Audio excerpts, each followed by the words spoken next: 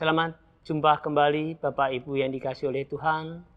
Salam sejahtera bagi kita semua. Ketika kita memasuki tahun 2023 ini, menurut prediksi akan banyak masalah-masalah dan puncak-puncak resesi akan terjadi di tahun 2023.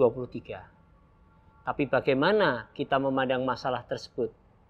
Kalau kita memandang itu sebagai satu hambatan, maka kita akan menyerah kalah. Tetapi apabila kita menganggap itu sebagai satu kesempatan untuk kita taklukkan, maka itu ada satu anugerah yang Tuhan inginkan.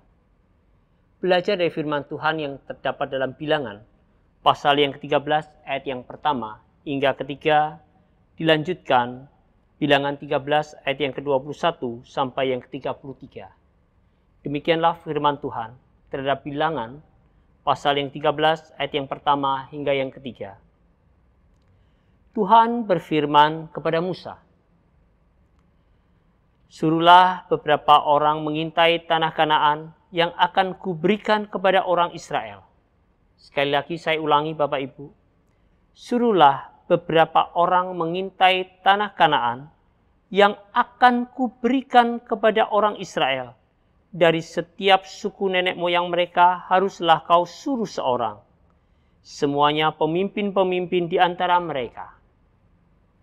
Lalu Musa menyuruh mereka dari padang gurun Paran sesuai dengan titah Tuhan. Semua orang itu adalah kepala-kepala antara orang Israel. Ayat yang ke-21. Mereka pergi ke sana, lalu mengintai negeri itu mulai dari padang gurun Sin sampai ke Rehob, ke jalan yang menuju ke Hamat. Mereka berjalan melalui tanah Neged, lalu sampai ke Hebron. Di sana ada Ahiman, Sesai dan Talmai, keturunan Enak. Hebron didirikan 7 tahun lebih dahulu dari Soan di Mesir. Ketika mereka sampai di lembah Eskol, dipotong merekalah di sana suatu cabang dengan setandan buah anggurnya. Lalu berdualah mereka menggandarkannya. Juga mereka membawanya beberapa buah delima dan pohon ara. Tempat itu dinamai orang lembah Eskol, karena tandan buah anggur yang dipotong orang Israel di sana. Sesudah lewat 40 hari pulanglah mereka dari pengintaian negeri itu, dan langsung datang kepada Musa, Harun dan segenap umat Israel di Kadesi, di padang gurun Paran. Mereka membawa pulang kabar kepada keduanya dan kepada segenap umat itu, dan memperlihatkan kepada mereka sekaliannya hasil negeri itu. Mereka menceritakan kepadanya, "Kami sudah masuk ke negeri kemana kau suruh kami, dan memang negeri itu berlimpah-limpah susu dan madunya, dan inilah hasilnya. Hanya bangsa yang diam di negeri itu kuat-kuat, dan kota-kotanya berkubu dan sangat besar. Juga keturunan Enak telah kami lihat di sana. Orang Amalek diam di negeri Neged, orang Het, orang Yebus, dan orang Amori diam di pegunungan. Orang Kanaan diam di sepanjang laut dengan sepanjang tepi sungai Yordan." Kemudian Kaleb mencoba menenteramkan hati bangsa itu di hadapan Musa. Katanya, "Tidak, kita akan maju dan menduduki negeri itu, sebab kita pasti akan mengalahkannya." Tetapi orang-orang yang pergi ke sana bersama-sama dengan dia berkata, "Kita tidak dapat maju menyerang bangsa itu, karena mereka lebih kuat daripada kita." Juga mereka menyampaikan kepada orang Israel kabar busuk tentang negeri yang diintai mereka dengan berkata, "Negeri yang telah kami lalui itu untuk diintai adalah suatu negeri yang memakan penduduknya, dan semua orang yang kami lihat di sana adalah orang-orang yang tinggi-tinggi perawakannya. Juga kami lihat di sana orang-orang raksasa, orang Enak yang berasal dari orang-orang raksasa, dan kami lihat diri kami seperti belalang, dan demikian juga mereka terhadap kami." Sebelum kita merenungkan firman Tuhan, marilah kita sama-sama mohon pimpinan penyertaan Tuhan. Mari sama-sama kita tundukkan hati dan kita berdoa. Tuhan, dengan menundukkan hati kami di hadapan-Mu, Kami mau berdiam diri, kami mau mendengar suara sabda-Mu. Untuk itulah berbicaralah, sebab hamba-Mu mau mendengarnya. Di dalam nama Tuhan Yesus Kristus kami berdoa. Amin. Di dalam kitab Bilangan yang pasal ke-13 ini kita melihat ada dua golongan. Golongan pertama berisi 10 orang. Golongan yang kedua hanya berisi 2 orang, yaitu Kaleb dan Yosua. Golongan pertama ini adalah orang-orang yang pesimis. Tetapi golongan yang kedua adalah orang-orang yang optimis. Objek yang mereka lihat adalah sama. Tanah Kanaan, tanah yang dijanjikan oleh Tuhan. Di sana mereka melihat tanah yang subur, hasil kebun yang berlimpah. Tapi mereka juga melihat di sana banyak orang-orang suku-suku enak yang raksasa. Dan itu menjadi satu masalah. Orang yang pesimis, yang jumlah 10 orang ini, dia berkata,